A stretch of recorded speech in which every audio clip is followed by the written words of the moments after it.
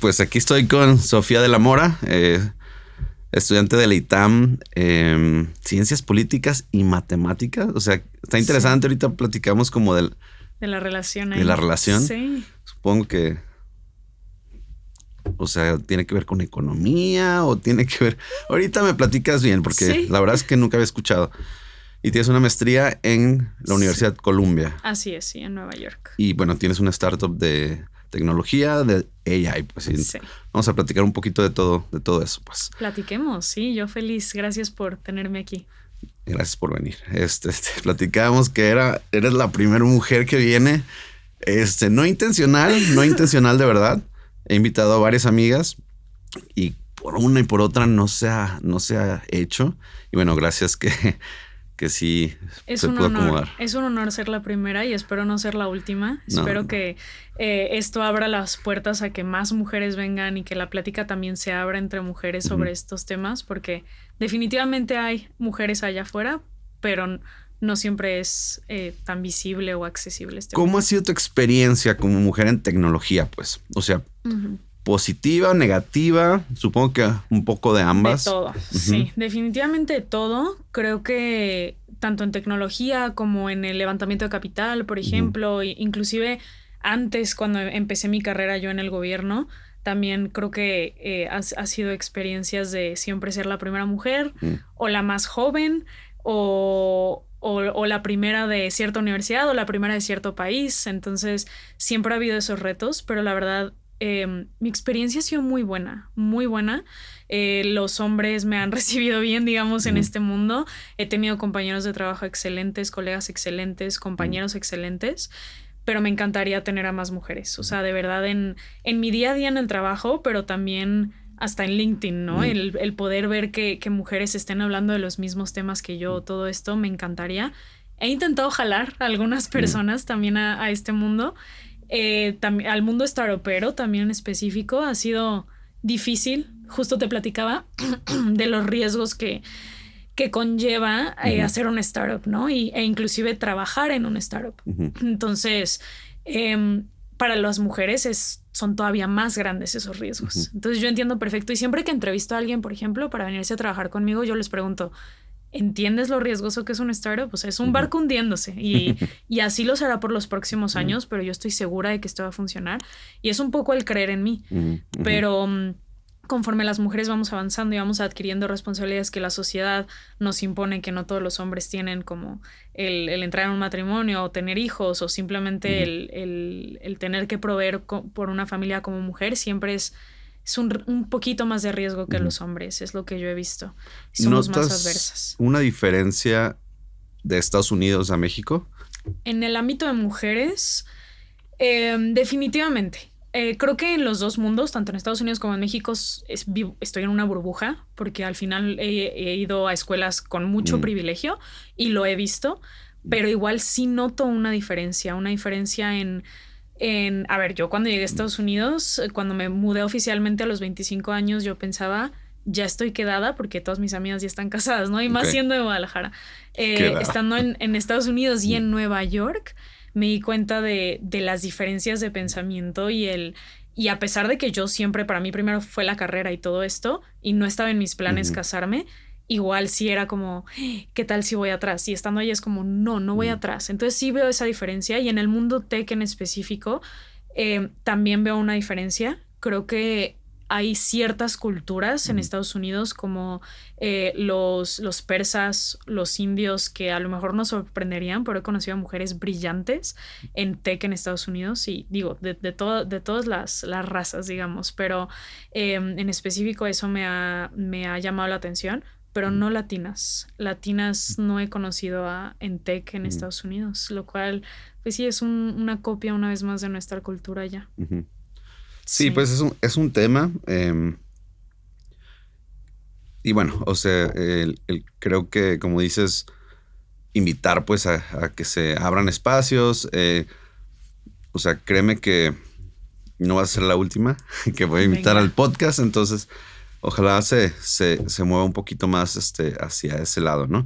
Platícame el tema de cómo transicionaste de política y a tecnología, pues. ¿Cómo está ese tema?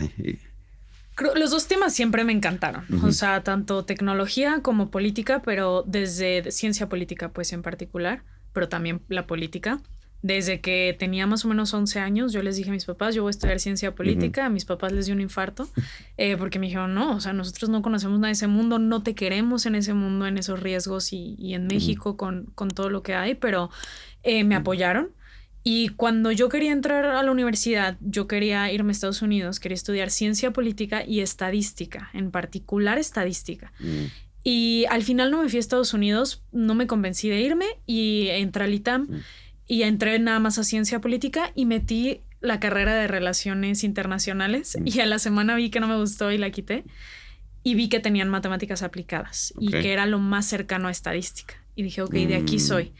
Y por medio de las matemáticas es por donde entré a la tecnología. O sea, estudiando matemáticas me empecé a mover en el mundo de machine learning y así entré a la tecnología. Mi primer trabajo en realidad fue en el gobierno, pero en temas tecnológicos, porque estaba en el área de ciencia de datos, digamos, y arquitectura de datos del Banco de México. Entonces yo veía toda la parte tech, pero seguía pegada al ámbito público como servidora pública. ¿Qué hacías? ¿Cuál era como tu chamba ahí? Es muy interesante porque hay una norma interna en el banco en donde se deben de clasificar y etiquetar los activos de información. Entonces, de toda la información que tiene el banco, teníamos que entender qué existía, quién la creaba, a quién se la compartía, qué era un activo y qué no era un activo, y ponerle la etiqueta, ¿no? De seguridad, simplemente para preservar esa seguridad. Que de hecho ahí fue donde empezamos a crear grafos y donde me adentré en el mundo de los grafos, que ya platicaremos más, porque para nosotros cada documento era un nodo en el grafo. Y entonces así entendíamos quién la compartía, quién la creaba, dónde se destruía, si se guardaba, cuál era el plazo en el que se guardaba. Entonces, con modelos de machine learning, nosotros clasificábamos esos documentos a su vez. Y bueno, mapeábamos todos los procesos del banco y demás, súper interesante. Y la verdad es que cuando entré yo era una niña, o sea, yo no sabía nada y me dieron esa gran oportunidad. Ellos me buscaron y me dieron la oportunidad de entrar y aprendí muchísimo ahí. Órale. Sí. Y o sea, ¿de dónde surge como ese interés por la estadística? ¿Por qué? Literalmente de mi clase de prepa. O sea, siempre fui muy buena en matemáticas, me gustaban mucho las matemáticas. En prepa, que llevé estadística, me encantó. Se me hizo como súper divertido, súper nerd. Yo en la prepa me ponía a hacer ejercicios extra y así. Entonces, ¿qué trae esta morra? Porque aparte no era cool, pues, y aún así, pero aún así me metía mucho en esos temas de mate y estadística, demostraciones. Tenía un maestro muy bueno de matemáticas en la prepa que nos enseñó a mi mejor amigo de mí a demostrar. Entonces eso también me voló la cabeza, poder demostrar una tesis matemática y todo esto se me hizo increíble y por eso me fui por ese camino. Sí, entonces desde que empezaste a trabajar ya traías como esa interacción matemáticas, tecnología, pues. Sí. ¿Y política? ¿Hiciste algo más en política? No.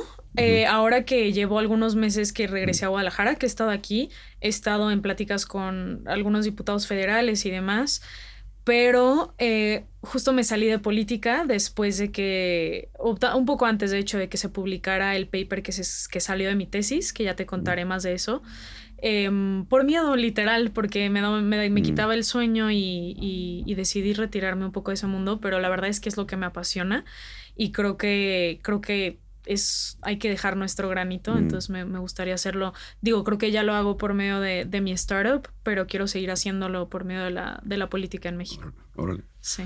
En algún momento. En algún momento se dará, a ver qué pasa, a ver a dónde me lleva la vida. Y platícame de tu experiencia en Columbia University, pues, o sea, ¿cómo es? ¿Qué hiciste? Me la pasé padrísimo. O sea, el vivir en Nueva York y estar estudiando una maestría fue muy padre. Conocí a muchísima gente brillante. Y la universidad en particular creo que es un gran programa. Yo entré al programa de ciencia de datos. Es una gran universidad. El campus es increíble y todo. Pero para serte sincera, creo que el ITAM, dado que tuve la experiencia en el ITAM, sigue siendo todavía mejor. Y las personas que estábamos, había otro amigo más que iba un año adelante de mí en la maestría, que también es del ITAM, también estuvo en el Banco de México. Él y yo creo que éramos los que resaltábamos, no por nada, en las generaciones. Y nos siguen invitando a eventos y todo. La verdad es que el ITAM nos construyó de manera increíble, nos dio unas bases increíbles. Y en Colombia la ventaja que yo tuve, y que lo recomiendo muchísimo, es que yo hice todas las materias que pude de maestría durante mi carrera. Entonces, cuando me voy a la maestría, lo que hice fue revalidar la mayor cantidad de materias que pude para poder meter materias más avanzadas. En este caso era de doctorado, porque mi fin último de hacer la maestría era probar si yo quería estudiar un doctorado o no. Y estando allá, yo entré a la maestría en 2022, en agosto, y en noviembre salió ChatGPT. Yo ya estaba trabajando con agentes y con LLMs y así. Y entonces cuando sale ChatGPT, pues sí me di cuenta que la educación ya se estaba quedando muy atrás. Todavía no teníamos materias teníamos de procesamiento del lenguaje natural, pero no de LLMs como tal en específico, que es lo que ahorita conocemos como inteligencia artificial más comúnmente, con lo que funciona ChatGPT, ¿no? Entonces, sí me di cuenta que no era por ahí, que no quería seguir por el mundo académico y que el verdadero avance se iba a tener que dar por afuera. Sí. Entonces, hiciste una tesis en Columbia University, en ITAM. En el ITAM. Bueno, para titularte te tienes que hacer tesis y, bueno, hay varias opciones, pero en mi caso tenía que hacer tesis. Y yo tenía la opción de hacer una tesis por cada carrera, una tesis distinta, o una sola para las dos. Y todo el mundo se encargó de decirme desde el día 1 que matemáticas aplicadas y ciencia política no tenía nada que ver y que iba a tener que hacer dos tesis. Y yo dije, pues les voy a probar lo contrario, porque la que las estudió soy yo y la que sabe qué onda aquí soy yo. Y mis asesoras, que fueron magníficas, me apoyaron también, porque si ellas me hubieran dicho que no, pues no la iba a poder hacer conjunta. Pero pues sí, empecé a hacer mi tesis en grafos. Sabía que quería hacer algo en grafos porque ya estaba en el Banco de México y estaba metida en el tema de grafos y me encantaba. Como estructura matemática me volaba la cabeza y todo esto de las relaciones y demás. Y que bueno, un grafo básicamente es una red, ya no lo dijimos, pero siempre lo explico como puntitos y rayitas que los conectan, ¿no? Y cada uno de esos puntitos y esas rayitas tiene información. Y entonces, buscando temas, mi papá me dijo, haz tu tesis de un tema que verdaderamente te apasione y que vaya a dejar algo al mundo. Mi papá es arquitecto e hizo su tesis hace un montón de años en temas de sustentabilidad y que en ese entonces todavía no se hablaba. Entonces, que fue muy vanguardista y yo dije, sí, tiene razón mi papá, voy a hacer algo como él. Y quería encontrar algo que me apasionara, obviamente que se pudiera relacionar entre ciencia política y matemáticas aplicadas.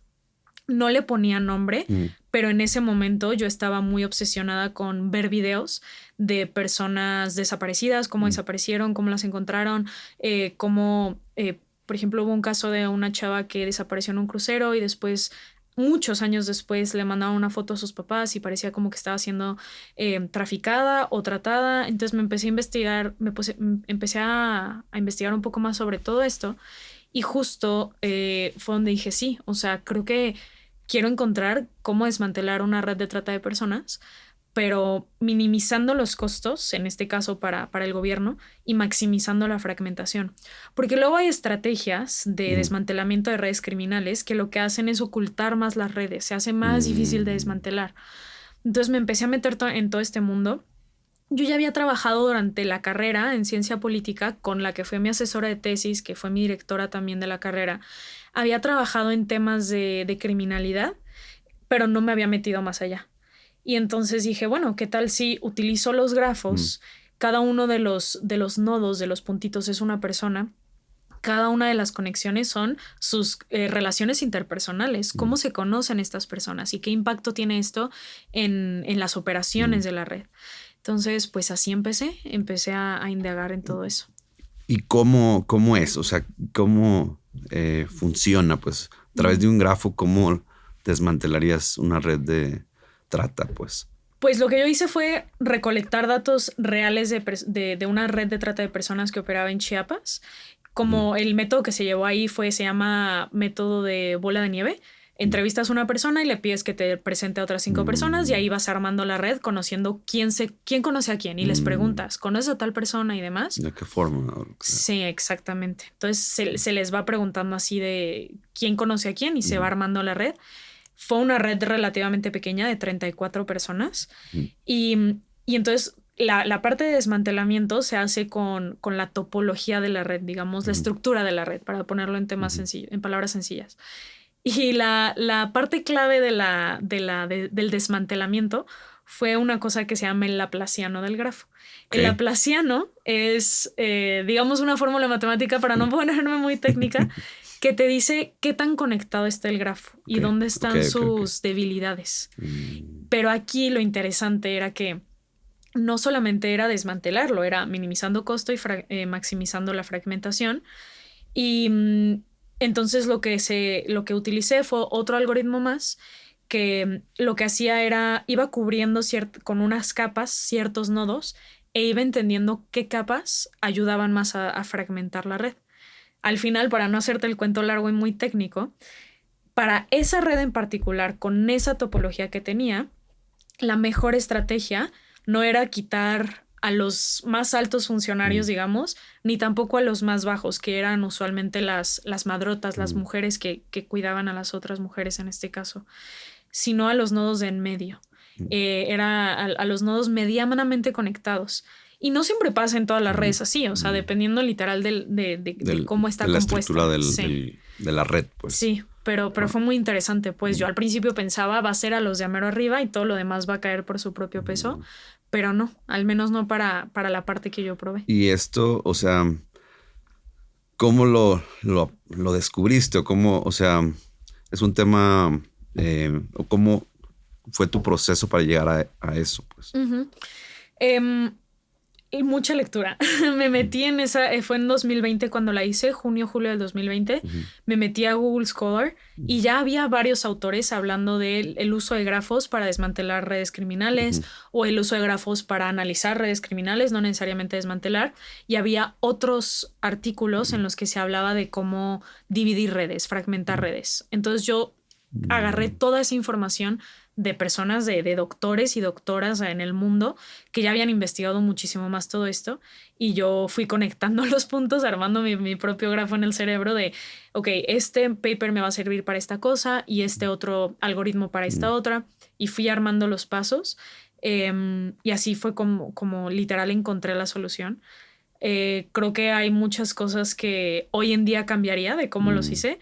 Pero bueno, en su momento lo hice literal con la información que había en Google Scholar, que también era limitada porque pues no tenía acceso a todos los papers. Entonces, pues sí, ahí estuve leyendo y leyendo y leyendo por meses. ¿Qué herramientas utilizarías o usaste en aquel momento, pero utilizarías hoy? Sí, en ese entonces fue principalmente Google Scholar y me ponía a leer y a subrayar. Hoy en día definitivamente no haría eso.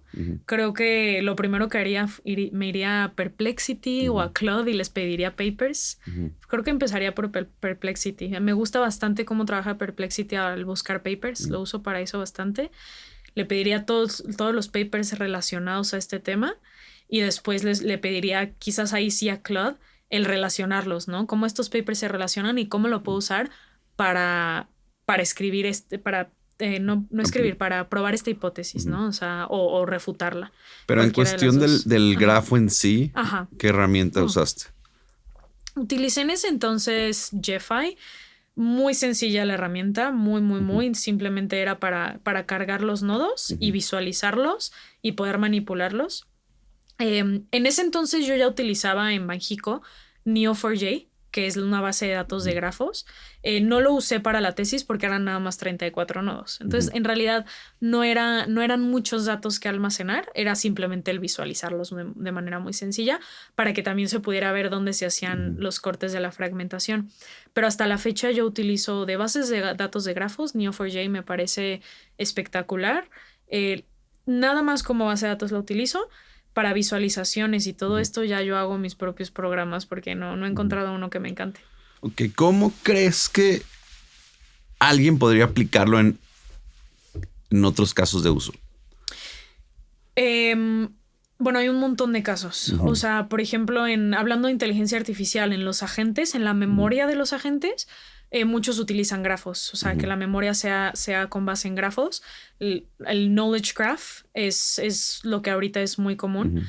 Algo que utilizamos el corazón de mi empresa es el context graph, que ahorita explotó en Silicon Valley en diciembre, que también es para guardar información y para entender el contexto en este caso, y el knowledge graph para guardar memoria. Entonces, por ejemplo, con los agentes de inteligencia artificial en eso. Pero es que creo que hay un montón de aplicaciones. O sea, yo lo usaba durante la carrera. Yo llevé en enero del 2020, metí la materia de epidemiología y casualmente. Qué interesante. Sí, y ahí utilizábamos mucho los grafos. Yo trabajé en ese momento con temas de ébola, de cómo... Claro. Sí, hice por ahí una investigación de cómo la guerra en el Congo, que justo ahorita está ese tema ahí muy vivo, pero cómo la guerra en el Congo afectaba los brotes de ébola, y todo eso se hacía con nodos, porque tienes al virus o la bacteria o el portador, ya ni me acuerdo la verdad de los términos, y luego tienes a la persona o tienes al vector en caso de que sean mosquitos. Entonces todo eso lo puedes guardar en nodos y ver cómo interactúan todos ellos, ¿no? Analizar. En política también se utiliza muchísimo, por ejemplo, en todos los temas del Senado, de las cámaras, pues alta y baja. Cómo votaron cada uno, cómo llegamos a que se pasara una reforma. Inclusive también para ontologías creo que es lo más básico de grafos y es súper útil. Yo después del Banco de México trabajé en el Consejo de la Judicatura Federal, que ya no existe, pero trabajé ahí y justo estábamos creando una ontología de términos legales para que hiciera mucho más poderoso el buscador de sentencias que existe ahí público.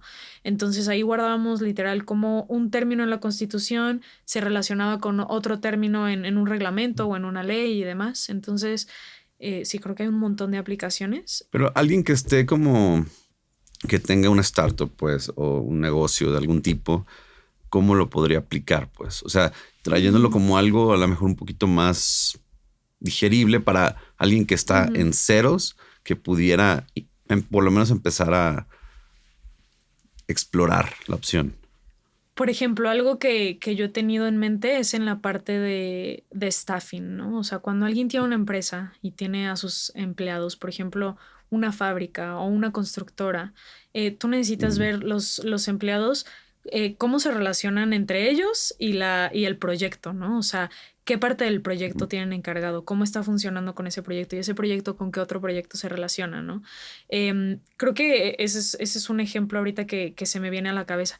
Pero en la parte de producción, en las fábricas, también todos los procesos, cómo se conectan los procesos, qué proceso viene después del otro. Y así también puedes entender relaciones de segundo y tercer nivel, no nada más cómo A se relaciona con B, sino cómo A se relaciona con D a través de C y B, ¿no? Entonces, creo que esas son es la parte interesante. Y vuelvo a las herramientas, o sea, dijiste base de datos de grafos, o sea, describe un poquito cómo funcionan, pues, y qué diferencia tiene con una base de datos MySQL o Postgres. Yo como lo digo es que imaginemos que Postgres es una tabla y entonces, o un conjunto de tablas más bien conectadas, y los grafos son un conjunto de nodos. Para las tablas tú tienes que definir columnas y tienes que definir cómo se relacionan las tablas entre sí. Para los grafos es mucho más flexible porque cada nodo puede tener información distinta y cada conexión puede ser variable. No es que nodo A siempre tenga que estar conectado con nodo de tipo B. Entonces es mucho más flexible. Nosotros estamos acostumbrados a pensar en tablas porque si piensas desde primaria, pues te ponen una tabla y entiendes que es una tabla y la ves y sabes leer una tabla. Un grafo no, porque no estamos acostumbrados a eso, no se ha popularizado, no es tan intuitivo. Pero básicamente esa es la diferencia, la flexibilidad en esa parte. Un grafo se puede representar también como un objeto en JSON, ¿no? Entonces vas encadenando ahí, conectando. Un solo objeto es un grafo. Con varios objetos JSON, un documento de JSON. O sea, un nodo es un documento de JSON. Exacto. Exactamente. Entonces. Y cada nodo puede ser completamente diferente. Completamente diferente. Puede tener adentro unos manzanas y otros peras y no pasa nada. Ahorita para el mundo de AI, muchas veces lo que hacen es vectorizar los nodos. Entonces no solamente es que cada nodo tenga algo diferente, sino que ya cada nodo lo puedes convertir a un vector para que los modelos los entiendan nativamente, digamos. Y ahí te iba a decir algo más de nodos. De las bases de datos de grafos. Suelen ser muchísimo más rápidas que Postgres. Sobre todo en queries muy complicados de joins y todo esto, porque al final en el grafo puedes dar estos saltos de un grafo muy lejano a otro. Y en el caso de las tablas, en caso de Postgres, por ejemplo, hay que buscar columna por columna, renglón por renglón. Y en el grafo puedes saltar mucho más fácil de información. Entonces suele ser bastante más rápido. No son reemplazables. O sea, Postgres es para unas cosas. En este caso Neo4j o bases de datos de grafos son para otras, porque en Postgres al final guardas, por ejemplo, mi autenticación, ¿no? Yo no voy a guardar la autenticación para mi plataforma en una base de datos de grafos, la pongo en Postgres y ahí están todos los controles. Sí se puede, pero sería sobre over-engineered, ¿sabes? O sea, no es necesario, no te va a dar ninguna ventaja tenerlo en un grafo. Entonces, yo lo que pongo en los grafos es lo que me da ventaja tenerlos en grafos. Claro. Y puedes tener ambas bases de datos también en tu proyecto, pues. Entonces, exacto. Moviéndonos a tu proyecto, pues, actual. A ver, platícanos un poquito de qué estás haciendo. Sí, estoy trabajando en el mundo de Decision Intelligence, inteligencia de decisión, el cómo tomar decisiones, literalmente. Estoy construyendo para la economía agéntica, entonces pensando en que pues antes decían unos años, pero creo que ni en tanto los agentes van a empezar a trabajar como colegas en las empresas y van a estar ahí y necesitan tomar decisiones. En las empresas, en los gobiernos y en todos lados se tienen que tomar decisiones. Entonces yo, como llegué a emprender, es que... Bueno, antes estuve en un Venture Studio cuando entré a la maestría y agosto del 2025. Ahí fue donde te metiste al mundo de las startups. Al mundo de las startups, sí. De hecho, todo fue inspirado por un compañero de la maestría que estando en la maestría entró a Y Combinator. Entonces, cuando entró a Y Combinator, yo la verdad ni sabía qué era eso. O sea, de verdad yo estaba completamente desconectada del mundo de startups. No entendía qué era una serie A, o sea, no entendía nada de esto. Y él fue el que me enseñó y me enamoré de la idea porque para mí fue la respuesta de solo con esto se pueden cambiar las cosas o cómo se están haciendo. Entonces entré a un Venture Studio después de la maestría, que un Venture Studio es lo que cada quien defina, la verdad. O sea, también ya es un término de marketing igual que AI, pero en el caso en donde yo estuve era un grupo de personas que estuvieron en el Google Creative Lab en Google, pues sí, en Nueva York más bien quería decir. Y entonces ellos lo que hacían era construir empresas lo más rápido posible y venderlas lo más rápido posible. Entonces eran productos pequeños y había que venderlos. Y estando con ellos experimenté tener mi primer exit. Entonces me encantó esa vida. Okay. O sea, fue un exit de los productos que tenían dentro del Venture. Del Venture Studio. Sí, exacto. Entonces, ¿y tenían varios productos? Sí, de distintos tipos. O sea, tipo? Por ejemplo, tenían... Este que tuvimos de Exit era de tecnología y educación. Se lo vendimos a una empresa muy grande de educación. Pero tenían otros, por ejemplo, tenían de juegos. Tenían tecnología y juegos. Tenían juegos de mesa físicos. Me tocó con ellos diseñar 2 juegos de mesa. Órale. Increíble esa experiencia. Donde yo pensé que no iba a tener absolutamente nada que ver. Pero al final sí se necesitan las matemáticas para entender cuántas cartas darle a un jugador para que el juego dure tanto y que el juego no se haga aburrido, y todo esto fue súper interesante, y toda la parte de diseño y producto de las cartas y la storytelling y demás.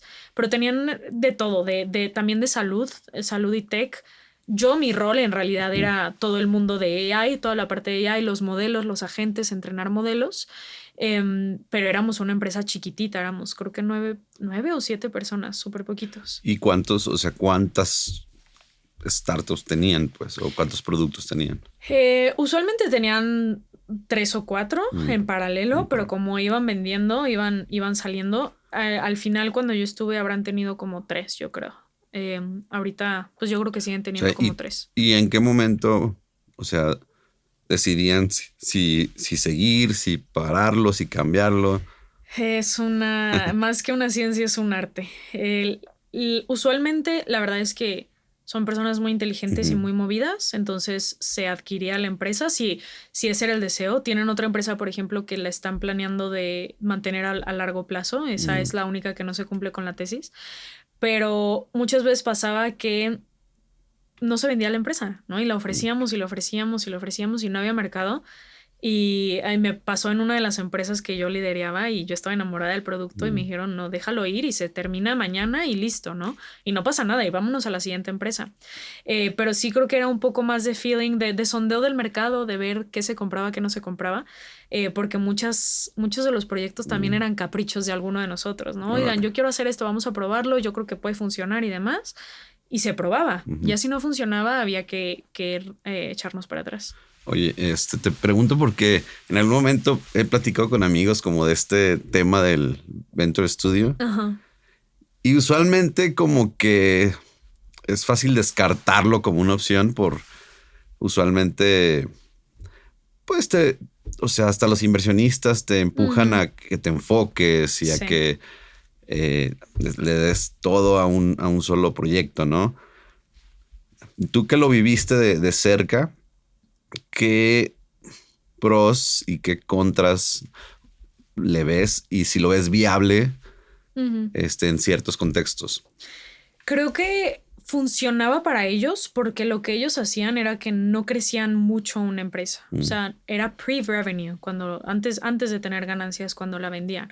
Entonces no se metían en la complicación de meter un equipo de ventas y todo esto que implica el conseguir a quien venderle, literalmente. Era antes de eso, antes de venderle a alguien. ¿En serio? O sea, sin tener revenue la vendían. Órale. Sí, súper interesante porque... Y bien pagado y todo. Creo que, a ver, tiene mucho que ver con el network del CEO, la verdad, y como con su carrera, pero también creo que eran productos con los que nosotros llegábamos y les decíamos, oye, estoy segura que vas a necesitar este producto en los próximos 6 meses. Yo te lo hago, seamos design partners, lo construimos tal cual como tú lo quieres, lo probamos y me lo compras. Entonces, pues, era un win-win para los dos lados, la verdad. Está bueno. Creo que esa tesis está muy buena. Te digo que tienen otras empresas que sí las tienen como a largo plazo con revenue y demás, y ahí sí se está complicando, porque tienen un montón de cosas. Y por más de que se use inteligencia artificial o que haya una persona encargada de un proyecto y demás, no sería lo mismo a si todos estuvieran en el mismo proyecto. Entonces, sí creo que es complicado. Lo que yo he visto de Venture Studios que me parece interesante, porque me han buscado así como, oye, tengo un Venture Studio, ¿no te quieres venir? Como más una incubadora, ya le dicen Venture Studio. ¿Te quieres venir? Aquí te ayudamos, aquí y nos das un porcentaje, ¿no? Sí, es el otro modelito, ¿no? Que te acogen dentro de sus startups, de su portafolio. Exacto. Les das una participación y ellos te ponen recursos de su equipo, ¿no? Ajá, exactamente. Sí, creo que es el otro modelo, pero sí, ahorita explotaron, pues yo los veo por todos lados, los Venture Studio.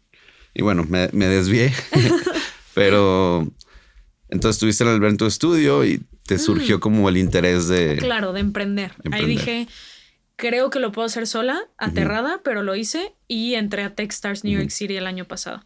Y así fue como empecé con la idea de utilizar grafos para la toma de decisiones. Al principio empezamos en el mundo de private market investors, VCs, private equity firms, todo esto, y después nos movimos ya hacia donde estamos, que es pues infraestructura de AI, no en una vertical en específico, es la infraestructura como tal para la toma de decisiones, y pues sí, en eso estamos. O sea, creo que literal fue una cadena de eventos que me llegó aquí, porque no fue como que un día me desperté y dije, eureka, esta es la solución y así voy a usar los grafos. Sabía que era algo que me gustaba, pero no sabía cómo. Pero también estaba metidísima en el mundo de AI y agentes y todo esto. Entonces era cuestión de que hicieran clic las dos cosas y así fue. Pero fue poco a poco. ¿Y cómo funciona tu producto? Nosotros vamos con empresas y les construimos, yo le digo, el cerebro de la empresa. Ponemos todas las señales internas de una empresa en un grafo de contexto. Ponemos señales externas. Señales, ¿cuál es un ejemplo de las señales? Y datos. Por ejemplo, ¿a quién le has vendido? ¿Cuánto has producido en los últimos 3 años o en los últimos 15 años? ¿Cómo está tu staff ahorita? cuántos trabajadores se te han ido, cada cuánto se te van, qué señales dan antes de que se vayan. Como puntos clave, pues. Puntos clave, sí. Sí, literalmente eso es lo que ponemos en el grafo, lo entendemos, conectamos señales externas de coyuntura, qué está pasando en el mundo, ¿no? Oye, ahorita hay estos cambios en el mercado porque hay una guerra al otro lado del mundo, ahorita hay elecciones en tal lugar, entonces va a haber estos cambios, ¿no? Y incluimos toda esta coyuntura, entrenamos modelos de probabilidad que son propios, esos son como la arquitectura que nosotros creamos y los entrenamos con base en estos datos para que se puedan tomar decisiones. Porque si te pones a pensar, cuando tomamos una decisión, la tomamos o de la experiencia o un poco como de la intuición, de la panza, así como, ay, pues me late esto, pero al final estamos computando probabilidades en nuestro cerebro. Yo creo que si hago esto, la probabilidad de que me vaya bien es tal, entonces pues sí me voy a ir por aquí. Y al final, ¿tú crees que nuestro cerebro es un grafo? Un grafo sí. Enorme. Literal, sí, o sea... Ponte a pensar en las neuronas, ¿no? Entonces, son grafos, pues las neuronas. Pues tienes a tu neurona y se conecta con otra neurona y entonces van haciendo así todo un grafo. De hecho, el logo de mi empresa es un cerebro con un grafo. Y sí, o sea, creo que así pensamos. O sea, no pensamos como en tablas. Yo me imagino la escena esta de Bob Esponja donde se está quemando todo y buscando en archiveros. Así. ¿No? Ok, bueno. Cuando yo entro en pánico me imagino esa escena buscando en mi cerebro. Pero creo que no buscan en archivos, en spreadsheets, en Exceles. Creo que buscan en grafos. Sí, justo. Ok, y entonces... Llevas como a este grafo la información de la empresa y al final aplicas diferentes modelos de algoritmos y de, supongo, estadística y probabilidad para definir como sería como para tratar de reducir la incertidumbre en una decisión, pues. Exacto, es el darte la decisión que se debería tomar. El sistema dice que deberías de producir tanto este mes o que deberías de ir a venderle a tal persona. Esta es la razón por qué. Cumple con los patrones que han funcionado antes en la empresa y toma en cuenta todo lo que está pasando en el mundo. Entonces deberías de hacer esto. Y creemos que si lo haces, con tal probabilidad vas a vender o con tal probabilidad vas a reducir tu merma, ¿no? Por ejemplo. Entonces, estos son el tipo de decisiones que ayudamos a tomar. Todo esto pensando en los agentes, ¿no? Otra vez que los agentes tomen las decisiones. Ok. Entonces, ¿estás como construyendo como un API para los agentes? ¿O es? En realidad, ¿o qué sí. Tenemos 3 maneras de ingestar, digamos, nuestra aplicación. Tenemos una aplicación literal con UI, UX, todo formal, en donde el humano entra y ve las decisiones a tomar esta semana. Este es en el caso de los humanos, literal tomando decisiones, leyéndolo, entendiéndolo. Para los agentes hay 2 maneras de conectarlo, ya sea que nuestra API la conectas a tus agentes como si fuera otra memoria más, digamos, o conectas a tus agentes con nosotros. Por ejemplo, puedes conectar tu CRM, ¿no? Si yo conecto Salesforce, los agentes de Salesforce automáticamente agarran ya los datos y se los llevan a tu CRM, por ejemplo. Ok. Sí, y tú le das como ciertos lineamientos a la gente, como en el contexto, pues. Exacto. Le dices, utiliza este sistema para este tipo de decisiones. Exactamente, sí, literal. Está padre. Y como, yo sé, bueno, me has platicado que estás como en un tema de enterprise, pero, ¿qué tanto lo vas a abrir o a dónde lo vas a llevar? Porque creo que es muy aplicable, pues. Súper aplicable. Ahorita lo quiero tener un poco controlado, o sea, en estos meses, porque estamos muy enfocados en producto e ingeniería. Queremos que esto sea perfecto. Y por eso define perfecto. Perfecto ante mis ojos. O sea, nunca va a ser perfecto. Pero queremos que funcione, que sea mucho más automático y demás. Entonces, por eso ahorita nos hemos restringido a quién aceptamos como clientes o no. No me quiero ir por los Fortune 500 solamente, ¿no? O sea, creo que, no estoy ahí todavía, estoy con Enterprise, pero estoy en una capa media, pero creo que esto es aplicable para cualquiera. Entonces, y quiero que sea un Product-Led Growth Company. Entonces, perdón por mis pochismos, pero no sé cómo se dice eso. Sí, o sea, una compañía que crezca que crezca más al producto. Pero, ¿por qué? O sea, platica un poquito de cuál es la lógica detrás y ¿qué es lo que pensaría? ¿Cómo sería ese crecimiento? Me voy a poner un poco más romántica aquí, pero porque genuinamente creo que esto puede ayudar a cualquier empresa a mejorar en sus operaciones, a la mejor toma de decisiones para perder menos dinero y ganar más dinero a la vez. Entonces quiero que esto se democratice lo más que se pueda y que cualquiera lo pueda usar, que cualquiera pueda conectar sus datos y tomar decisiones, ya sea los humanos o los agentes. Por eso ahorita estoy concentrada en esto. Y pues sí, principalmente es eso. Esa sería la respuesta, sí. Pero ¿y cómo sería como product-led growth? O sea, ¿qué harías? El usuario puede entrar, registrarse, conectar el mismo usuario sus datos sin intervención de un forward developer engineer, que ahorita es como lo tenemos, y que no tenga que esperar unos días para que los modelos se entrenen, sino quizás unos minutos en lo que se computa todo y tiene el output. Entonces, que pueda tener esa experiencia de me acabo de registrar hace un par de horas y ya estoy tomando decisiones. Ya. Sí, o sea, que al final sea como autodispensable. Pues. Self-service, sí, literal. Sí, justo. A cualquier tipo de usuario, a empresa, pues si te funciona, lo conectas quizás tu data, tus memorias, quizás. Ok. Competencia, por ejemplo, he escuchado, el otro día te preguntaba de Obsidian. Ajá. ¿Qué tanto se relaciona? ¿Qué tanto se parece? La verdad es que no los conozco mucho, pero me suena un poquito. Yo los conozco tanto, pero lo descargué en mi computadora hace unos meses y luego lo borré, ya no lo usé.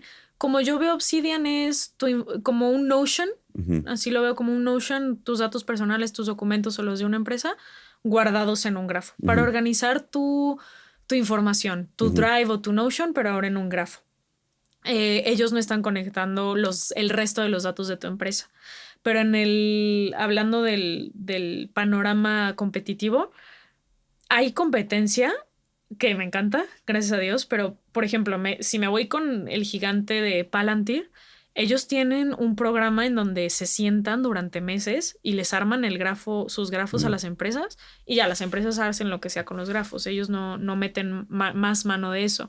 Pero todavía, ellos atienden a Fortune 500 companies y tienen a una persona haciéndolo. Nosotros ya en este momento ya no tenemos a una persona 100% conectando todo y demás. Casi todo está automatizado ya. Él quizás es el competidor más conocido y grande, aunque es parcialmente competidor. Hay otro competidor que es parcial, que se llama Kumo AI. Uno de los fundadores es Yure, no me acuerdo de su apellido, pero era mi máximo cuando yo estaba en la carrera. Yo quería hacer mi doctorado con él, justo. Nunca me contestó mis mails, nunca pude ponerme en contacto con él, pero él fundó esta empresa en donde ellos se dedican a igual, conectan tu data, los ponen en grafos con modelos de probabilidad y te dicen con qué probabilidad van a pasar ciertas cosas. Pero ellos no son proactivos como nosotros. Nosotros llegamos y te decimos, oye, esta semana tienes que tomar esta decisión. Ellos lo que hacen es, ahí están tus datos, si tú quieres preguntar algo, ahí hay un chatbot y tu pregunta. Entonces tú puedes ir y preguntar, oye, ¿cuál es la probabilidad de que tal cliente me haga churn? Ah, no, pues 87%. Ah, ok, gracias. No te dice no te dijo antes, a ti se te tuvo que ocurrir y tuviste que ir y así. Entonces ya no es Decision Intelligence, nada más es la parte de modelos probabilísticos. Y por ejemplo, hay otras empresas en ciertas industrias que son similares. Common Room en Go-to-Market son muy fuertes ahí. Ellos conectan todos tus datos, pero no tienen modelos de probabilidad, no te hacen decisiones, no nada. Entonces hay como que pedacitos aquí y allá, pero creo que nosotros desciframos esta parte de la toma de decisiones. Órale. ¿Y qué sigue? ¿Qué sigue para tu startup? ¿Qué sigue? Ahorita estamos creciendo mucho, gracias a Dios, en revenue, en equipo, en todo. Te digo, estamos concentrados en producto y en ingeniería para en septiembre levantar la ronda semilla oficialmente. Solamente levantaron el dinero de Techstars, lo que nos dieron. Entonces, estamos listos para levantar una ronda semilla. Por lo tanto, ahorita lo que estamos haciendo es probando que este cerebro, digamos, funciona. Este cerebro sí te ayuda a tomar decisiones en distintas áreas del negocio y en septiembre vamos a llegar con los inversionistas y, oye, aquí está, ¿cuánto me vas a dar? ¿No? Entonces, eso es lo que sigue. Estoy emocionadísima. Y la razón de levantar también el capital semilla, porque te digo, seguimos creciendo en revenue y podría bootstrapear, pero existe esta competencia. Entonces nosotros tenemos que acelerar nuestro crecimiento de la parte de ingeniería para que los modelos mejoren, nuestro foundational model sea más fuerte y que no nos alcancen en esta carrera. ¿Dónde va a estar como basada esta? Pues la tenía en Nueva York hasta febrero. Ahí yo estuve 4 años, ahí estuvo la empresa y todo. Pero creo que acabo de tomar la decisión de que oficialmente nos vayamos a California. Okay. Entonces sí, va a estar en California. Oye, y, o sea, lo dices como muy... Y me gusta, pues, como muy segura, muy segura. No, es que ya en septiembre levantamos nuestra ronda y tal. O sea, es como, ya está hecho, pues. Sí. O sea, no cualquiera puede tener esa seguridad, pues, de que voy a levantar, no sé cuánto vas a levantar, no sé si quieres decirlo, pero ¿cuál es como el mecanismo, pues? O sea, ¿cuál va a ser tu estrategia para levantar esa ronda? Es muy interesante y buena pregunta. No sé por qué me siento tan segura, pero de verdad estoy bullish, estoy convencida de que esto va a funcionar. Escucho a Gary Tan de Y Combinator o a Tom Blumfield también de Y Combinator, otros inversionistas así como que famosos en redes que literal están hablando de este tema. Y yo como, hola, yo soy la que lo está haciendo, ¿no? Los inversionistas me han buscado muchísimo en los últimos... de diciembre para acá, pues, de que terminó Techstars para acá, me buscan, me piden tiempo, quieren invertir. Yo no he abierto la ronda, los tengo ahí como esperando. O sea, hay inversionistas que ya te están buscando activamente. Ya me están buscando. Pero ellos, ¿de dónde los conociste? De LinkedIn. La mayoría fueron de LinkedIn. Otros fueron porque como el producto inicialmente era justo para ellos, muchos yo los busqué en LinkedIn y les dije, oye, quiero escuchar tus hair on fire problem, ¿no? ¿Cuál es tu problema verdaderamente? Quiero escucharlo y platicar. Y entonces empecé a crear relaciones con ellos fuera de que me invirtieran y también ahí se ha armado. Pero ha sido mucho eso. Networking en Nueva York creo que me ayudó muchísimo y en San Francisco igual. Ir a eventos en Nueva York y San Francisco sin pedir nada, simplemente platicando y han salido. Y pues sí, tener una presencia en LinkedIn creo que me ha ayudado bastante. Presencia de que antes posteaba y así. La verdad, ya tengo meses que no posteo, pero antes sí posteaba y los VCs me buscaban como, oye, quiero saber qué estás armando. En cuestión de ventas, o sea, ¿es igual LinkedIn? O sea, ¿qué ¿cómo lo hago yo? Ajá, ¿qué has hecho? Sí, LinkedIn, correo, teléfono. Creo que ahorita le he parado bastante a mi modus operandi que tenía antes, que era todo el tiempo estar vendiendo y vendiendo. Campañas en LinkedIn hiperpersonalizadas, y en mail igual, por teléfono igual. Le paré un poco para concentrarme en producto de ingeniería, pero sí, es lo que son los canales que utilizo. A raíz de la inteligencia artificial, justo, las respuestas han bajado muchísimo. La gente ya no quiere responder, pues es AI. Entonces, justo hay que encontrar ese gancho que nosotros hacemos dogfooding, o sea, usando nuestro propio producto, que es cuál es el gancho que me está diciendo que esa empresa está lista ahorita para tomarme y tengo que tomar la decisión de ir a venderle. Y ese gancho usamos. Y usualmente cuando una persona ya tiene la necesidad, sí te contesta. Claro. ¿Cuál es tu stack? ¿Qué estás usando? Stack. Uso Windsurf para codear y vibe codear. Yo lo amo. ¿Por qué Windsurf? No lo he usado, yo uso Cursor. Ajá, yo usaba antes Cursor y probé Windsurf y creo que los agentes tienen mucho mejor entendimiento de todo el codebase. Sé que hay un debate ahí en línea, o lo había antes de Cloud Code, entre Windsurf y Cursor, que decían Windsurf es para principiantes, no sé qué. Pues sí es, a mí no me importa, a mí me encanta, la verdad. Yo considérenme principiante. Sí, me parece que los agentes son muy buenos entendiendo los documentos, porque al final los modelos son los mismos. No es que tengan ellos un modelo extraordinario, la verdad.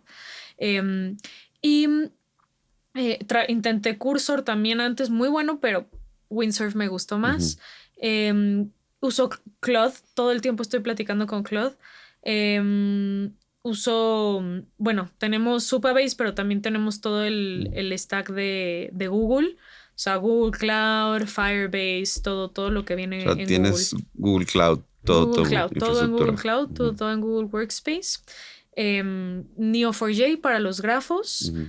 ¿Y qué más así de tecnología? Pues creo Granola. Granola es con lo que tomo notas de mis reuniones. Ya. Me parece una herramienta espectacular. La conocí justo estando en el Venture Studio porque el founder de Granola es amigo del CEO del Venture Studio. Y él nos lo presentó cuando era un note taker súper sencillo. Ha ido mejorando y mejorando y mejorando. Es muy bueno. Y la verdad es que me salva de todas. Sí. Sí lo he usado, pero como que sí, no te ha encantado. No me he enganchado, me he enganchado. ¿Usas uno que sí te tenga enganchado o ninguno? Notion. Ok. Sí, como que me sirve que ya me los guarda dentro de mí. Sí, claro. Contexto de documentos que Yo uso. no me he enamorado nunca de Notion. Órale. No sé por qué, o sea, creo que la UI es hermosa, o sea, me gusta mucho, pero no, como que se me hace más fácil Google Drive, literal. ¿En serio? Sí. No, yo sí soy fan de Notion. Qué o sea, loco. más que Google Drive, pues sobre todo para docs de documentación o estructurar tu data de lo que sea. Google Drive me vuelve loco. Todos dicen, una vez que ya le agarraste a Notion y ya tienes todo ahí, lo amas. Yo lo intenté en el Venture Studio, lo intenté ahorita en mi emprendimiento y dije no. Sí, como que he notado eso, que siempre o lo amas o lo odias. Sí, justo. Que hay mucha gente que no le gusta. Sí. Oye, ¿y qué? Pero de tecnología, Firebase, comentaste Google Cloud, pero no comentaste o sea, ¿de qué lenguaje estás usando? Sí, uso TypeScript casi para todo, Python para modelos, pero la mayoría de las funcionalidades están con TypeScript. Node, JS, ¿qué más? Azure, todos los modelos los corro con Azure. Porque tengo créditos en Azure. Entonces, okay. Por eso uso Azure, pero no soy fan de Azure. No. Azure Foundry AI.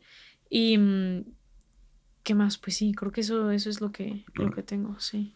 Ok. Está interesante. Sí. ¿Qué sigue para ti? O sea, ¿cuál es como tu panorama a corto, mediano y largo plazo? Corto plazo, ahorita me tiene emocionadísima levantar dinero. Creo que va a ser un mundo en sí. Regresando al punto inicial de las mujeres, es un mundo que no está hecho para mujeres, que ya me han tocado comentarios terribles y la verdad sí he llorado y todo. O sea, yo no con ellos, ya después de las reuniones. O sea, pero sí te ha pegado. Pues. Me ha pegado, el escuchar de no puedes por ser mujer, no puedes porque eres mujer y solo founder. O sea, eso te lo han dicho inversionistas. Me lo han dicho, me han preguntado si pienso embarazarme, o sea, todo esto. Y pues sí, me da mucha rabia, mucha impotencia, pero no puedo cambiar al mundo, tengo que jugar en el tablero que ya existe y mientras esté jugando ahí las cosas van a ir cambiando. O sea, creo que ya ser parte de ese tablero es empezar a cambiar las cosas. Entonces, en el corto plazo me emociona muchísimo eso. Al mediano plazo, creo que crecer la empresa, para mí eso es, o sea, llevarla a ser un unicornio. O sea, eso es lo que yo veo. Ese es tu objetivo, llevarlo. Quiero que sea un unicornio y a ver cómo va esto. A ver, muchos me han dicho, ¿qué tal si llega un gigante y te la compra? Hablemos, ¿no? O sea, hablemos de a ver qué pasa, pero ahorita yo siento que es mi bebé y quiero seguir creciéndolo y veo muchísimo potencial en esto. En la industria. En la industria. Entonces quiero eso. Y a largo plazo, ya bastante largo plazo, me veo viviendo en un rancho, criando vacas y caballos y mosca soldado negra. Tengo muchísimas ganas de criar mosca soldado negra. Canijo, ¿qué es eso? Son unas moscas súper interesantes porque son muy ricas en proteína. Entonces, para el ganado o así, inclusive para los humanos. En países como Australia ya hay harina de mosca soldado negra porque son... Es una mosca, una mosca. Y lo interesante de criarlas es que no comen y no toman agua cuando se convierten en mosca. Solamente comen cuando son larvas. Una vez que son moscas, solamente se aparean. Entonces es muy fácil criarlas. Qué loco. Está muy loco, sí. Pero tengo muchas ganas de hacer eso. Ahorita ya de hecho ya estoy creciendo unos aguacatitos y así, pensando en ese futuro a largo plazo de tener mi rancho y dedicarme a eso y poder vivir literal una vida sencilla. Eso es lo que quiero. Órale. Sí. ¿En qué espectro de tiempo? No sé, quizás 10 años, ¿no? ¿10 años? Ajá, quizás. Yo creo que estoy casada a crecer esta compañía los próximos 10 años. Y en 10 años hablaremos. Ajá, y veamos si ya está el ranchito o qué pasa. Bueno, vas a venir al podcast en 10 años Sí. a platicar. Sí, a platicar en qué vamos. ¿En qué estás? Estaría muy bien. Con este tema del AI, ¿qué tanto crees que cambie el mundo? O sea, ¿tú de qué lado estás? O sea, ¿cómo piensas que va a cambiar? Hace unos años yo decía, ay, no tanto, están exagerando, no les van a quitar sus trabajos. Hoy ya tengo miedo. También por eso quiero mi ranchito. No tengo miedo, no en el sentido de que nos vayamos a quedar sin nada o vayan a tomar la rienda de la humanidad o así. No pienso en una era apocalíptica o así, no. O sea, más centrada a la realidad, sí creo que las industrias se tienen que adaptar. Y dentro de esa adaptación, muchos vamos a salir perdiendo, otros vamos a salir ganando. Y creo que las generaciones que vienen abajo de mí son las que más afectadas se van a ver porque la educación no está lista para prepararlos para este nuevo mundo porque no sabemos cómo se ve ese nuevo mundo y ellos tampoco están listos y necesitan un trabajo, ¿no? Y creo que ahorita dicen que los entry-level jobs se van a perder. Creo que es cierto, pero no porque estas personas que vayan a entrar a un nuevo trabajo no vayan a tener trabajo, sino que se tienen que adaptar a las nuevas tecnologías y aprender y demás. Eso no le quita lo aterrador y creo que tiene que haber una colaboración entre gobierno y empresas para que se llegue a un equilibrio. Regresamos a la política. Regresamos a la política. Esto es un círculo, sí. O sea, creo que tiene que haber regulación definitivamente. No digo que regulación para detener el avance tecnológico, pero para avanzar en las carreras, ¿no? Que toda esta tecnología apoye a que jóvenes y estudiantes y recién egresados puedan entrar a los trabajos. Tú, sí. O sea, ¿cómo visualizas como el futuro laboral? O sea, ¿crees que sí van a surgir trabajos nuevos relacionados al AI? Sí. ¿O va a ser como van a desaparecer algunos? O sea, sí. ¿Como el porcentaje de trabajos disponibles van a bajar o van a aumentar? ¿Cuál es tu perspectiva? Creo que, y justamente acabo de leer, pues ya ves que ha habido un montón de layoffs, ¿no? Y mucha gente se ha quedado sin trabajo y es una verdadera tragedia. Y mucho fue no porque las empresas ya no los necesitaran, sino porque pensaron que ya no los necesitaban. Y ahorita que ya está pasando el tiempo, ya se están dando cuenta las empresas que sí los necesitaban. Justo acabo de leer, creo que fue un paper de esto. Y entonces todas esas personas se tienen que emplear de alguna manera u otra. El problema es que hay algunas personas que se me viene a la cabeza una mujer, se me olvidó su nombre, creo que Mariel, no. Trabajó 25 años en Microsoft. La corrieron. Es una mujer que a lo mejor está en sus 50. Si ahorita no ha tenido trabajo en los últimos, no sé, 3 años, pues ya está acercándose a los 60. Ya la gente ya no la va a querer emplear. Entonces, y se vuelve más complicado todavía. Y de nuevo, para las mujeres es también todavía más complicado, porque es como, ok, ya me sacaron de esto, ¿no? Una abogada que diga, ya me reemplazó una AI. Ahora, ¿cómo voy a regresar? Me tengo que poner las pilas para aprender de IA, pero estoy criando a mis 2 hijos y ¿cómo lo voy a hacer, no? Y digo, aplica para mujeres y hombres, pero se me vino a la cabeza ese ejemplo. Creo que definitivamente se van a perder empleos. Creo que nos tenemos que adaptar. No creo que vayamos a ser 100% reemplazables. Creo que los menos reemplazables son toda la parte creativa. O sea, por ejemplo, regresando también al tema de mi papá siendo arquitecto. Mi papá me decía, no, pues es que ya me saca unos renders padrísimos la IA, ya no lo necesito. Y luego me sacan estimaciones y demás. Sí, pero ¿a quién se le ocurrió construir ese edificio de esa manera? A ti, el color a ti, o sea, tú le tuviste que dar el prompt, ¿no? Pero ¿no crees que la AI también se está comiendo una gran parte de eso? Muchísimo. No, o sea, sí, totalmente. O sea, sí, tú, no sé, o sea, todavía la AI, pues tienes que guiarlo y lo que sea, pero cada vez la verdad es que, pues sí, hace cosas que... Es impresionante. A mí me preocupa. Sí, no, sí, la verdad, yo también estoy igual, estoy preocupada. Creo que va a haber un punto de adaptación y últimamente le he estado preguntando a personas que vivieron la democratización, digamos, del internet, cuando ya tenían compus en su casa y así, cómo lo vivieron, que si también estaban asustados.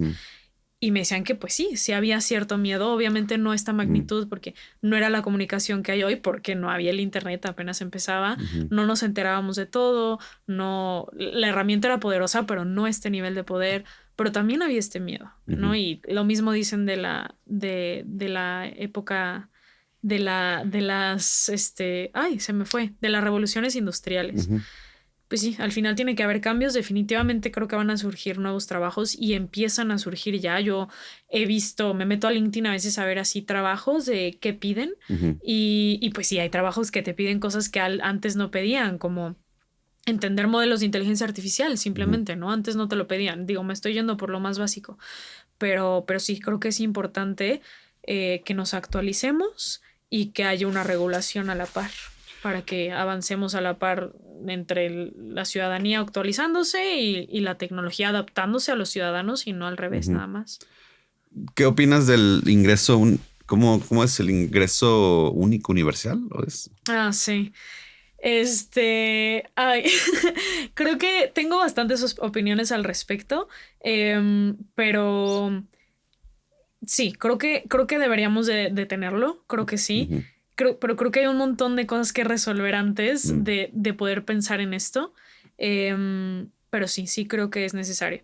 En un mundo ideal utópico, la inteligencia artificial podría tomar todos nuestros trabajos y nosotros aún así podríamos existir y disfrutar y vivir solamente del goce, ¿no? O sea... Que también, o sea, yéndonos como al... filosóficos. Sí, como al tema como utópico, pues. Ay, güey, yo también siento que eso afectaría un chorro mentalmente, socialmente. Porque, o sea, yo creo que muchas personas, o sea, pues tienes que tener un propósito, ¿no? Justo. A lo mejor vamos a buscar otros propósitos, pues. O sea... buscaremos otros, pero también creo que se presta a que hay incentivos perversos, pues. Pienso en Wall-E, ¿no? Que acabemos viendo la tele todo el tiempo. Pues no, o sea, no porque puedas ver la tele todo el día, vas a ver la tele todo el día. Exacto. Sí, como el riesgo de que nos vayamos hacia la estimulación compulsiva, pues. Ajá, ¿no? sí. Sí, o el disfrute inmediato, ¿no? La paga inmediata, en vez de trabajar por algo para que a largo plazo te va a dar más placer o así.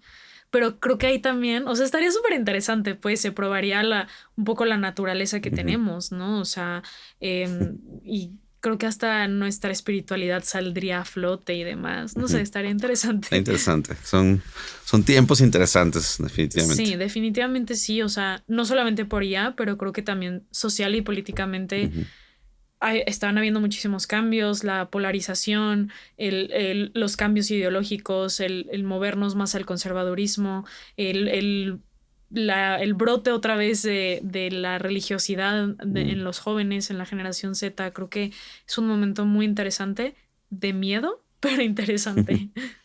Sí. Se me hace como bueno para cerrar. Excelente. ¿Algún punto que se nos haya ido? Creo que no. Creo que me preguntaste todo. Gracias. Muy buenas preguntas. Muchas gracias. Gracias por venir, Sofi. Y pues aquí espero verte de nuevo. Sí, excelente. Que así sea. Muy bien. Gracias. Nice.